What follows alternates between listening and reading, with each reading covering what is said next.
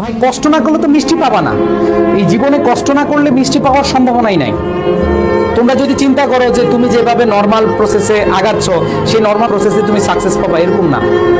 মনে রাখবা, প্রত্যেকটা সফল ব্যক্তি সফলতা পাওয়ার জন্য একটু ভিন্নধর্মী, তার যে স্বাভাবিক জীবন সেই স্বাভাবিক জীবন থেকে একটু ভিন্নধর্মী জীবনযাপন করেছে।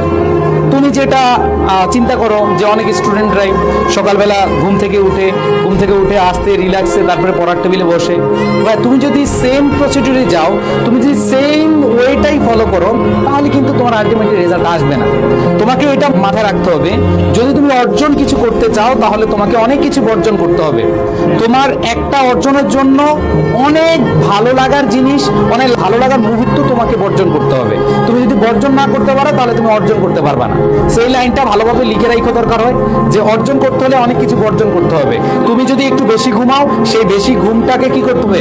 বর্জন করতে হবে। তুমি যদি একটু হাঁটাচলা করতে অথবা খেলাধুলা করতে একটু বেশি পছন্দ করো, তোমার প্রিয় শখ হচ্ছে ধরো বন্ধুদের সাথে আড্ডা দেওয়া, গসিপিং করা, তাহলে ওই শখটাকে কি করতে হবে? বর্জন করতে হবে। তুমি যদি বর্জন করতে পারো তাহলেই তোমার অর্জন আসবে।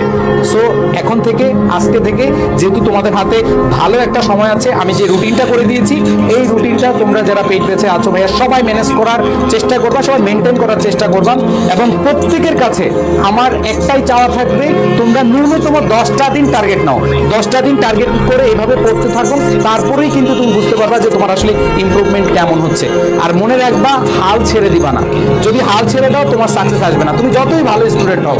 তুমি যদি এখানে যারা আছো, অনেকে বলো ভাই আপনাদের সাথে থেকে আমার মোটামুটি প্রিপারেশন 80% কমপ্লিট হয়ে গেছে অথবা 100%ই কমপ্লিট হয়ে গেছে, আমার আর আসলে ভাইয়া করতে ভালো লাগে না, আমি তো চান্স পেয়ে যাব। আমি তোমাকে বলছি, তুমি যদি মনে করো যে তুমি তোমার প্রস্তুতি শেষ, তুমি সবকিছু শেষ করে ফেলছো, হ্যাঁ আমি বলবো হ্যাঁ তোমার প্রস্তুতি শেষ, বাট তোমার কোনো বন্ধু যদি আজকে থেকে শুরু করো পরীক্ষার আগ পর্যন্ত প্রিপারেশনটা নেয়, সেই বন্ধুটাই চান্স পাবে, তুমি চান্স পাবা না। বিকজ এখানে লেগে থাকার বিষয় আছে।